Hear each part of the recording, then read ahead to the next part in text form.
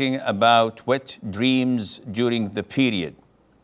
If a woman sees a wet dream during her period, but she cannot see any emission due to being on her menses, should she take ghusl or not? The ruling that the majority of scholars say is that water, that is of ghusl, is a consequence of seeing water, and that is the water ejaculated when a person has a nocturnal emission or has a wet dream.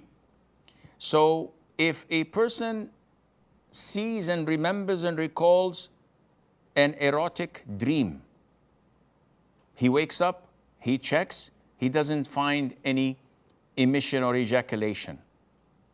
In this case, we say to him, there is no ghusl mandatory upon you. But if the opposite happens, if he were to wake up not recalling any erotic dream, and when he checks, he finds a large spot of semen in his underwear or her underwear, in this case, we say you have to perform ghusl.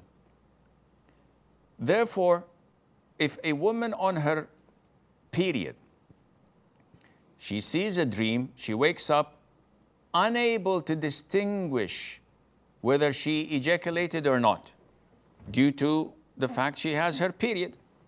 In this case, she's not obliged to perform ghusl, even if she remembers or she recalls seeing an erotic dream, because the default is that she did not have one until she sees proof of it. But due to the fact that she's on her menses, there is no possibility of her to figure this out. Therefore, she's not mandated, she's not obliged to make ghusl. But if just to feel comfortable and safe rather than sorry, she takes ghusl, that would suffice to uplift her major ritual impurity resulted from the nocturnal emission, but she remains on her menses and she doesn't pray nor fast. One says, then what's the use of having a ghusl? The answer is because without it you cannot recite the Quran while in the state of janaba, in the state of major ritual impurity.